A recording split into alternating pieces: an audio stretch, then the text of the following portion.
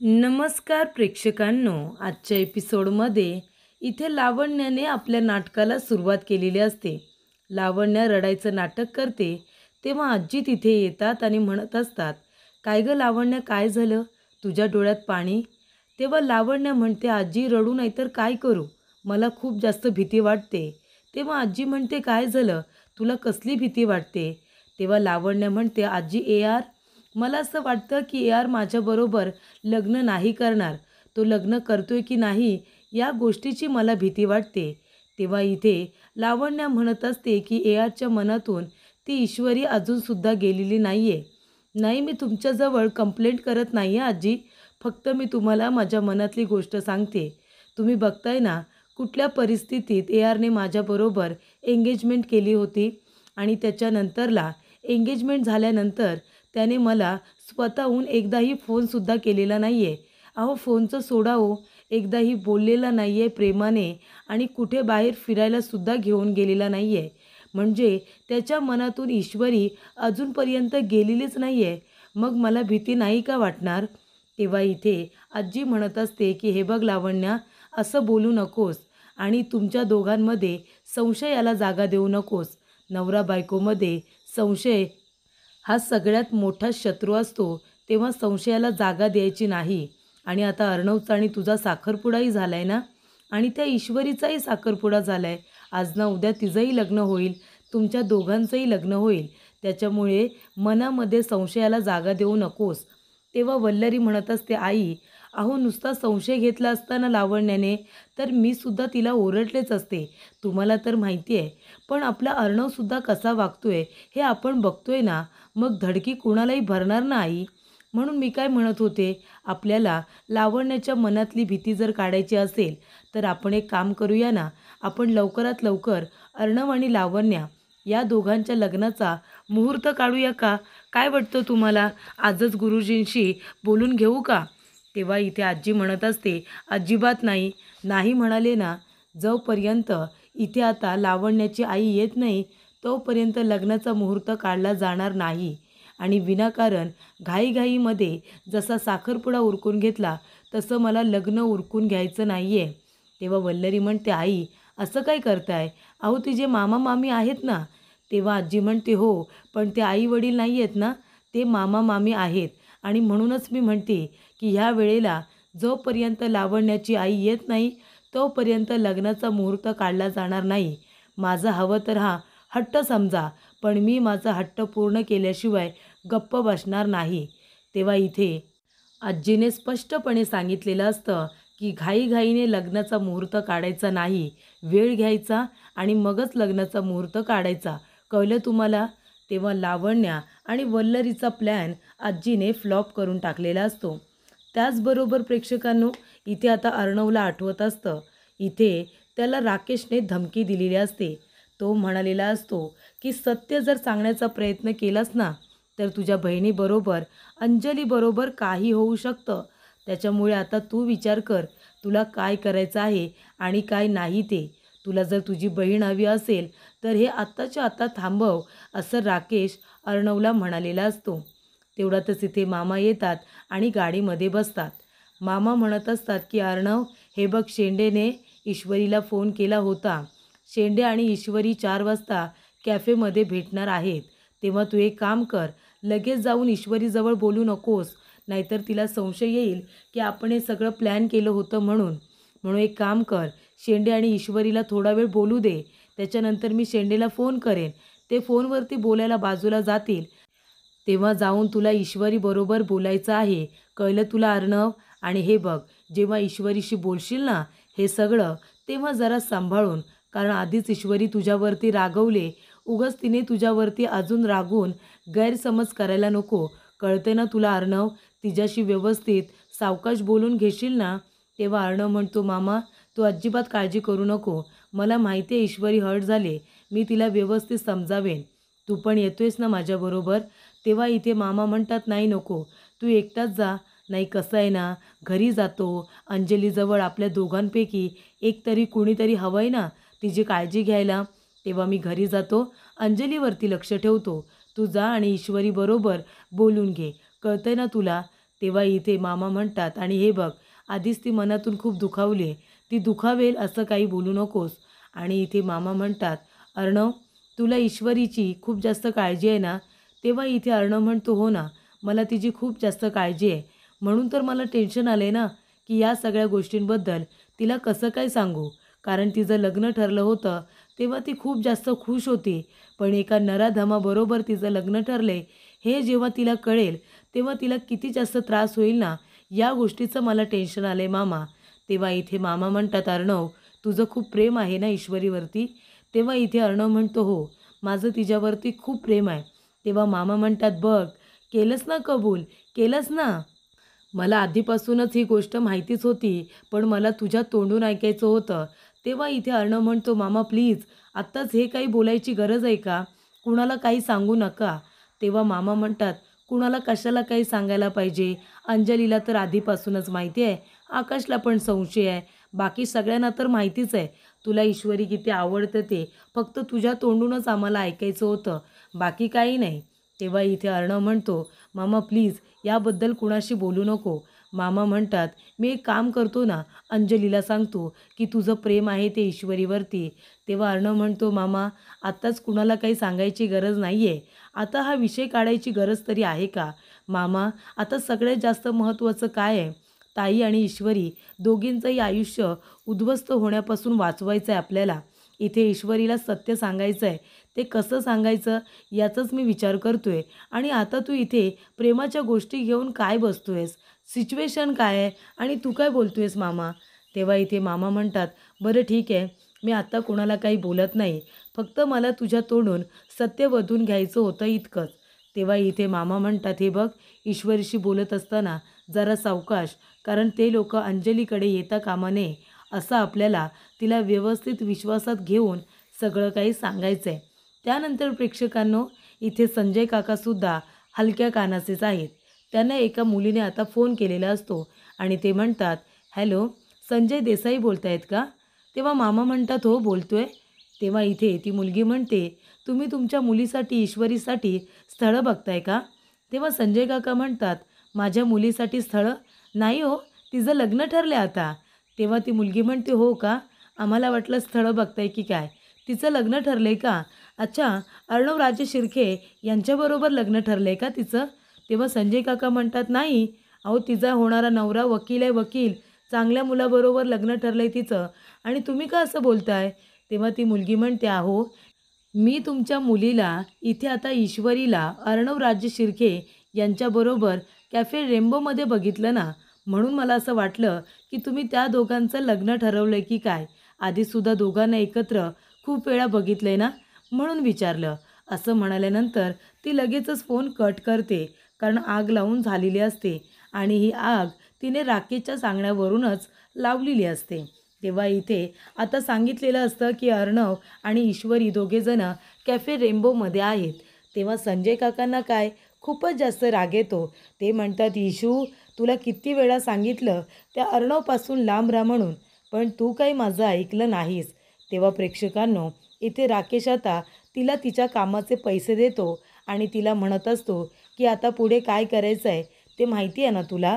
तेव्हा ती म्हणते, सगळंच माहिती आहे मला, काय करायचं आहे ते. तेव्हा इथे ती मुलगी आपल्या कामाचे पैसे घेऊन निघालेली असते. तर इथे राकेशने हे सगळं मुद्दामून घडवून आणलेलं असतं, कारण त्याला जास्तीत जास्त गैरसमज निर्माण करायचे असतात. त्यानंतर प्रेक्षकांनो, इथे आता कॅफे रेम्बोमध्ये शेंडे वाटच बघत असतात. तर इथे फुल प्रूफ प्लॅनिंग केलेलं असतं ईश्वरी आणि इथे अर्णवला बोलता यावं म्हणून, पण त्याच्यामध्ये त्या राकेशने घाण केलेली असते. इथे आता शेंडे बसलेले असतात. तेवढ्यातच तिथे ईश्वरी येते. ईश्वरी म्हणत असते की तुम्हीच फोन केला होतात ना? तेव्हा शेंडे म्हणतो, हो मॅडम, मीच फोन केला होता. ते काय आहे, आमच्या ऑफिसमध्ये खूप मोठा कार्यक्रम आहे, त्याच्यामध्ये तुमच्या क्लाउड किचनमधून आम्हाला मिठाई ऑर्डर करायची होती. ऑर्डर खूप मोठी होती, म्हणून विचार केला की आपण भेटूनच बोलूया. तेव्हा प्रेक्षकांनो, ईश्वरी म्हणत असते, बोला ना, तुम्हाला कुठली मिठाई हवी आहे आणि कुठली मिठाई किती किती हवी आहे ना, ते सुद्धा मला सांगा. बाकीच्या गोष्टी आपण बोलू. तेव्हा इथे शेंडेंना आता फोन येतो. शेंडे म्हणत असतात की महत्त्वाचा फोन आहे, घेऊ का? तेव्हा ईश्वरी म्हणते, हो, घ्या ना. तेव्हा इथे शेंडे म्हणतात, तुम्हाला काही चहा कॉफी वगैरे? तेव्हा ईश्वरी म्हणते, नाही नको नको. शेंडे म्हणतात, असं कसं? काहीतरी घ्या ना, आपण पहिल्यांदाच भेटलो आहे आणि त्याचबरोबर कामाविषयी बोलतो आहे, तेव्हा चहा कॉफी काहीतरी घ्या. ती म्हणते, ठीक आहे, पटकन जे काही येईल ना ते मागवा. तेव्हा शेंडे 2 कॉफी सांगतात आणि आता फोनवरती बोलण्याच्या बहाण्याने तिथून निघून जातात. तेव्हा प्रेक्षकांनो, ईश्वरी आता बसलेली असते शेंडेंची वाट बघत. तेवढ्यातच इथे अर्णव म्हणतो की इथे मी सिंदूर.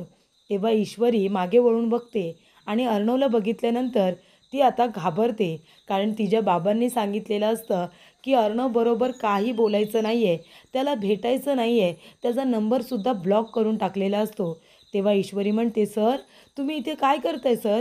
तेव्हा अर्णव म्हणतो, मी सिंदूर, प्लीज मला तुझ्याशी महत्त्वाचं बोलायचं आहे.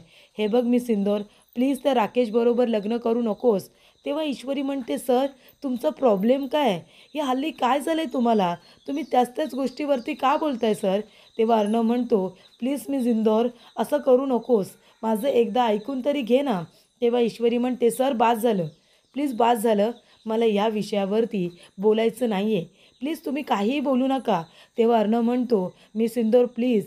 हे बघ ताई, ताई म्हणाल्यानंतर ती म्हणते, हे बघा सर, तुम्ही या सगळ्यामध्ये ना अंजलीताईंचं नाव घेऊ नका हां. म्हणजे तुम्हाला असं वाटेल की आता अंजलीताईंचं नाव घेतलं तर मी तुमचं म्हणणं ऐकून घेईन आणि काहीही तुम्ही बोलाल तर मी ते सहन करणार नाही. तुम्ही जे काही बोलले आहेत ना माझ्या बाबांना, ते मी विसरणार नाही आहे सर. बास झालं, मला नाही बोलायचं आहे तुमच्याजवळ. तेव्हा अर्णव म्हणतो, बरं ठीक आहे, नाही बोलायचं आहे ना, नको बोलू. तुला माझं तोंड बघायचं नाही आहे ना, नको बघू. पण मी काय बोलतो आहे ॲटलिस्ट ते तरी ऐकून घे ना. हे बघ, मला तुला फक्त एवढंच सांगायचं आहे की राकेश हा चांगला मुलगा नाही आहे, तो एक फ्रॉड मुलगा आहे, त्याच्याबरोबर लग्न नको करू.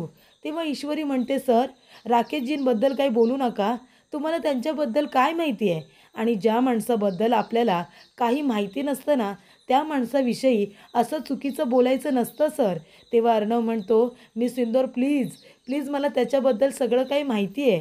तेव्हा इथे आता अर्णवला आठवतं, मामा म्हणालेले असतात की अर्णव, तू जर ईश्वरीच्या घरच्या लोकांना असं सांगितलंस की राकेश हा आपल्या अंजलीचा नवरा आहे आणि ते जाब विचारायला जर घरी आले तर, आणि आपल्या अंजलीला सगळं काही कळलं तर तिला किती त्रास होईल. तेव्हा अर्णव आता अंजलीचं नाव घेऊन सांगत नाही की राकेश हाच राजेश आहे आणि हाच अंजलीचा नवरा आहे, असं अर्णव सांगत नाही. आणि तेव्हाच प्रेक्षकांनो, तिथे आता संजय काकांची एंट्री झालेली असते. संजय काकांना इथे आता माणूस ओळखायला येतो. त्यांनी राकेशला ओळखलंय इथे ईश्वरीसाठी, पण इथे अर्णवचा चांगुलपणा मात्र त्यांना दिसत नाही आहे. तेव्हा संजय काकांना कॅफेमध्ये बघून ईश्वरी आणि अर्णव दोघेही जण शॉक होतात. तेव्हा इथे संजय काका म्हणत असतात, इशू काय करतेस तू इथे? तेव्हा इथे आता ईश्वरीसुद्धा घाबरलेली असते. तेव्हा संजय काका लगेच आतमध्ये येतात. हा सगळा प्लॅन केलेला असतो राकेशने. राकेशने त्या मुलीला सांगितलेलं असतं की आता मोबाईल काढ म्हणून, कारण जे काही होणार असतं ते मोबाईलमध्ये राकेशला शूट करायचं असतं. तेव्हा इथे राकेश सगळं काही लपून छपून बघत असतो. तेव्हा प्रेक्षकांनो, इथे आता ईश्वरी आणि अर्णव दोघेही घाबरतात, एकमेकांच्या तोंडाकडे बघायला लागतात.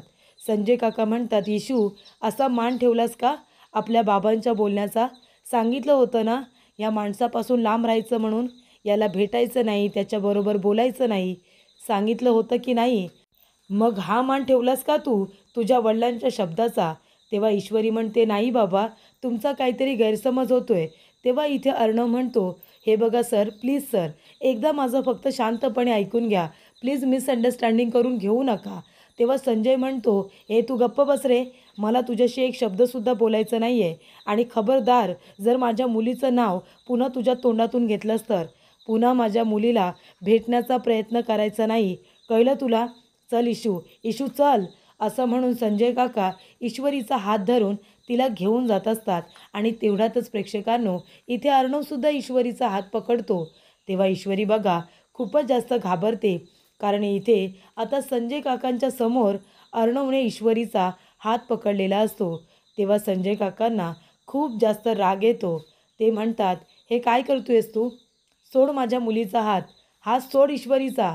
तेव्हा इथे अर्णव हात सोडायला काही तयार नसतो, कारण त्याला जेन्युइनली मनापासून इथे राकेशचं सत्य ईश्वरीला सांगायचं असतं. पण इथे आता संजय काका, ईश्वरी कुणीही त्याचं ऐकूनच घ्यायला तयार नसतं. तेव्हा अर्णव म्हणतो, सर प्लीज प्लीज एकदा मी काय म्हणतोय ते ऐकून तरी घ्या ना, मला महत्त्वाचं तुमच्याजवळ बोलायचं आहे. तेव्हा संजय काका अर्णवच्या जोरदार कानाखाली देतात, अगदी जोरदार. तेव्हा इथे ईश्वरी खूपच जास्त घाबरते. ती आपल्या तोंडावरती हात घेते आणि लगेच आपल्या बाबांकडे बघते आणि म्हणते, बाबा. तेव्हा ईश्वरीला सुद्धा इथे तिच्या बाबांनी अर्णवच्या कानाखाली दिलेलं अजिबात आवडलेलं नसतं. कारण अर्णव हा साधासुद्धा माणूस नाही आहे. इथे संजय काका एक साधे हलवाई आहेत आणि अर्णव एवढ्या मोठ्या कंपनीचा मालक. पण तरीसुद्धा इथे तुम्हाला इज्जत देतोय, ती तुम्हाला महत्त्वाची वाटत नाही आहे. तुम्ही त्याचा चांगुलपणा बघत नाही आणि डिरेक्टली इथे आता संजय काकांनी अर्णवच्या कानाखाली दिलेली असते. तेव्हा राकेशला खूप आनंद होतो. तो त्या मुलीला खुणावतो आणि म्हणतो की अर्णवच्या कानाखाली दिलेला व्हिडिओ मोबाईलमध्ये शूट करायचा आहे. आणि त्या मुलीने तो व्हिडिओ आपल्या मोबाईलमध्ये शूट केलेला असतो, ज्याच्यामध्ये संजय काकांनी इथे अर्णवच्या थोबाडीत दिलेला असतो. तो व्हिडिओ तिने अगदी बरोबर मोबाईलमध्ये शूट केलेला असतो.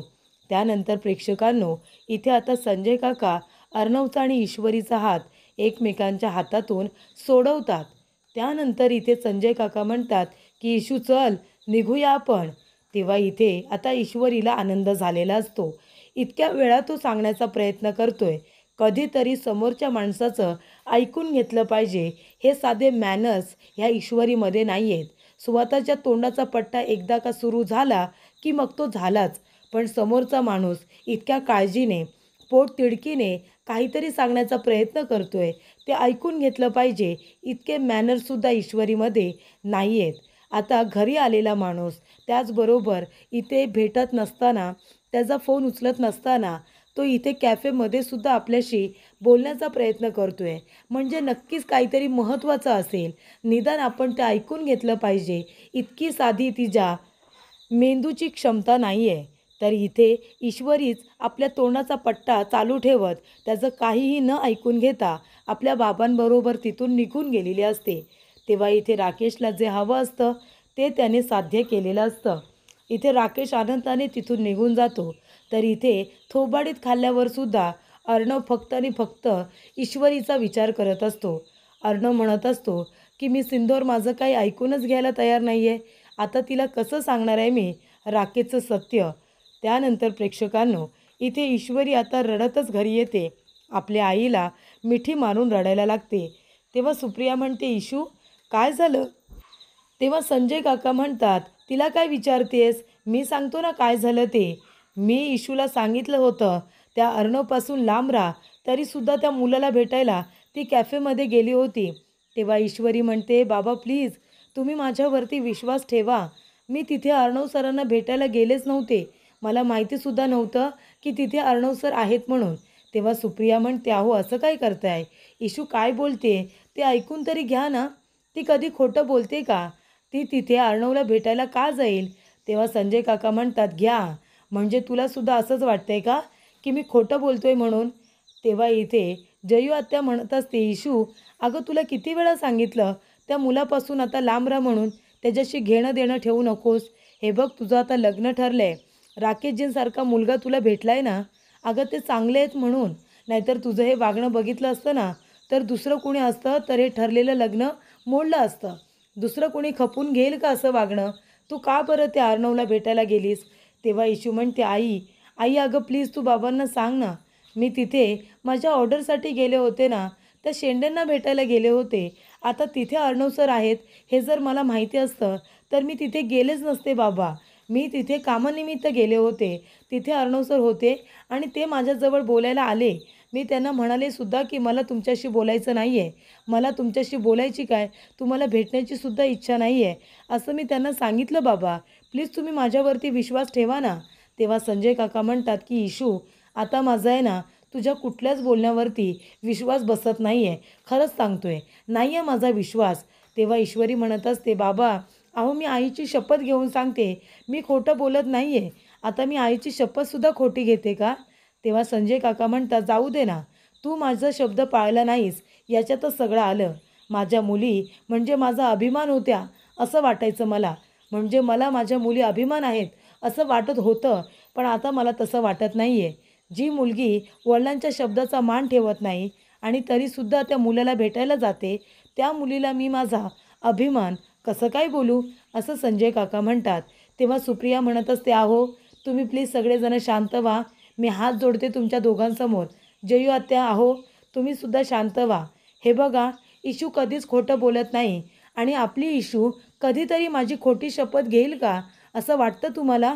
त्याच्यामुळे गैरसमज करून घेऊ नका. इशू कधीच खोटं बोलणार नाही आणि माझी खोटी शपथ घेणार नाही, हे मला माहिती आहे. कळतंय तुम्हाला? तेव्हा इथे संजय काका म्हणतात की यापुढे त्या मुलाला जर भेटली ना तर माझ्यापेक्षा वाईट कुणीच नसेल. आता मी माझा हात थांबवला आहे, पुन्हा थांबवणार नाही आहे. तेव्हा इथे इशू आपल्या आईला मिठी मारून पुन्हा एकदा रडायला लागते. त्यानंतर प्रेक्षकांनो पुढील भागामध्ये इथे आता नम्रता म्हणत असते, इशू अगं पण एक गोष्ट मला सांग, तू कॅफेमध्ये जाणार आहेस हे तुला माहिती होतं, मला माहिती होतं आणि आईला माहिती होतं. बाबांना तर माहितीच नव्हतं ना तू कॅफेमध्ये गेली असती. मग जर बाबांना माहितीच नव्हतं तर त्यांना कसं कळलं तू त्या कॅफेमध्ये आहेस ते आणि अर्णव सरांबरोबर बोलतेस ते बाबांना कसं कळलं? तेव्हा नम्रता म्हणते की इशू काहीतरी गडबड नक्की आहे. हे कुणीतरी मुद्दामून तर करत नाही आहे ना? तेव्हा ईश्वरी म्हणते, ताई अगं पण मुद्दामून कुणी का करेल आणि कोण करत असेल? तेव्हा इथे आता ईश्वरीचे डोळे उघडतात. त्यानंतर प्रेक्षकांनो इथे आजी म्हणत असते, कुठे आहे माझा नातू आणि काय गं, तुझा गैरसमज झाला म्हणून त्याची शिक्षा माझ्या नातवाला भोगायला लागेल का?